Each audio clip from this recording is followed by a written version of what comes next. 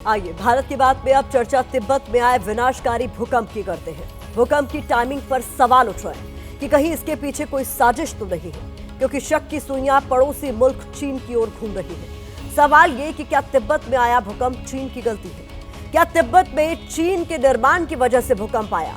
क्या चीन विकास के फॉर्मूले के नाम पर दुनिया के लिए विनाश की स्क्रिप्ट लिख रहा है? ये तमाम सवाल है।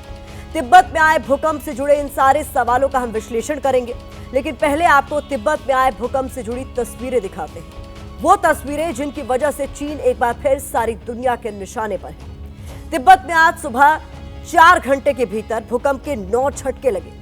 सुबह 6:35 पर पहला भूकंप आया, जिसने तिब्बत में शिगात्से के डिंगरी काउंटी में भयंकर तबाही मचाई। रिक्टर पैमाने पर भूकंप की तीव्रता 7.1 आंकी गई। इतने तेज भूकंप से शिगात्से से लेकर आसपास के इलाकों की तमाम इमारतें ढह गई, जिनके नीचे दबकर 125 से ज्यादा लोग मारे गए, जबकि 180 से ज्यादा घायल हैं। नेपाल में 2015 के बाद से हिमालय के क्षेत्र में पहली बार इतना विनाशकारी भूकंप आया है, जिसके झटके भारत, नेपाल, चीन, भूटान से लेकर बांग्लादेश तक महसूस किए गए।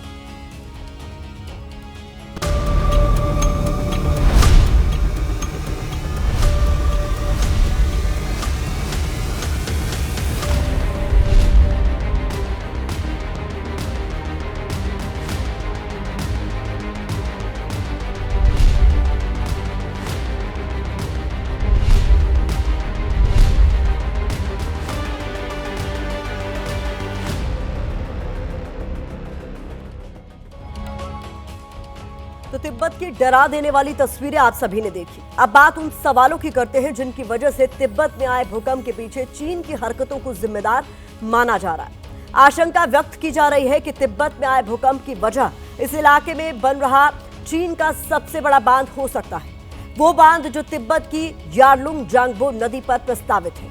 बताया जा रहा है कि प्रस्तावित नया बांध चीन में मौजूद दुनिया के सबसे बड़े हाइड्रो पावर प्रोजेक्ट 3 गॉर्जेस से भी 3 गुना बड़ा होगा। इससे जुड़ी तमाम जानकारियां, खतरे और आशंकाओं के बारे में हमने आपको 27 दिसंबर को अपने कार्यक्रम में तमाम जानकारी आपके साथ साझा की। अब तिब्बत में आए भूकंप से उन्हीं आशंकाओं को एक बार फिर से बल मिलता दिख रहा है। आपको ये पूरी कहानी समझाने के लिए हमने एक रिपोर्ट तैयार की है।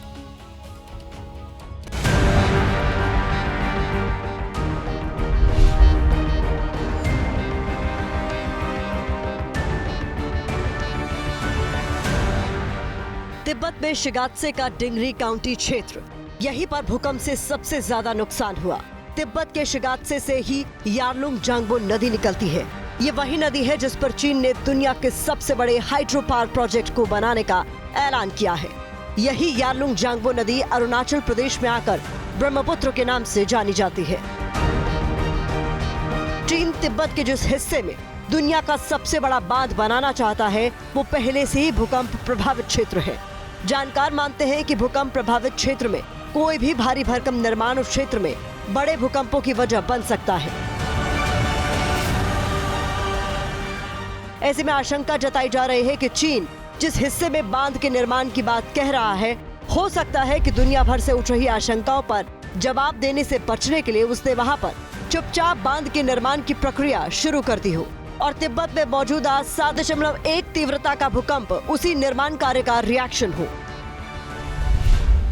वाकई ही ये डेंजरस है, वाकई ना बहुत खतरनाक है और उन लोग को नहीं बांधना चाहिए। और ये जो ब्रह्मपुत्र नदी का पानी इतना आता है वो बात मत पूछो, और उसका बहुत फोर्स है सब नदियों में, तो ये नहीं करना चाहिए, ये छेड़छाड़ नहीं करनी चाहिए। चीन की हरकतों से भूकंप आने की आशंकाओं के पीछे है 2010 में आई चीन सरकार की ही एक भरोसेमंद रिपोर्ट। ये रिपोर्ट चीन के भूकंप डिपार्टमेंट ने जारी की है, जिसमें कहा गया है कि चीन के हुबई में 3 गॉर्जेस डैम की वजह से 2003 से लेकर 2009 तक करीब 3400 भूकंप आए और भूकंप आने का खतरा 30 गुना तक बढ़ गया। रिपोर्ट में आगे कहा गया 3 गॉर्जेस डैम की वजह से आसपास के हिस्से में हर महीने आने वाले भूकंपों में भी 7 से 8 गुना बढ़ोतरी हो गई। 3 गॉर्जेस डैम 2003 में बनना शुरू हुआ था और उसी के बाद से उस क्षेत्र में भूकंप की संख्या तेजी से बढ़ गई। यानी जैसे ही हुबई में विशालकाय 3 गॉर्जेस डैम बनना शुरू हुआ था, भूकंप प्रभावित हुबई के उस हिस्से में भूकंप की संख्या अचानक बढ़ गई और कई बड़े भूकंप भी आए। अब चीन ने तिब्बत के 3 गॉर्जेस हाइड्रो पावर प्रोजेक्ट से 3 गुने बड़े बांध का ऐलान किया है। उस ऐलान के कुछ ही दिनों के भीतर तिब्बत में भयंकर भूकंप आ गया। ऐसे में आशंका जताई जा रही है कि चीन ने गुपचुप नए बांध का निर्माण शुरू कर दिया है और भारत से लेकर दूसरे पड़ोसी देशों की आपत्तियों से बचने के लिए वो अभी उसका खुलासा नहीं कर रहा।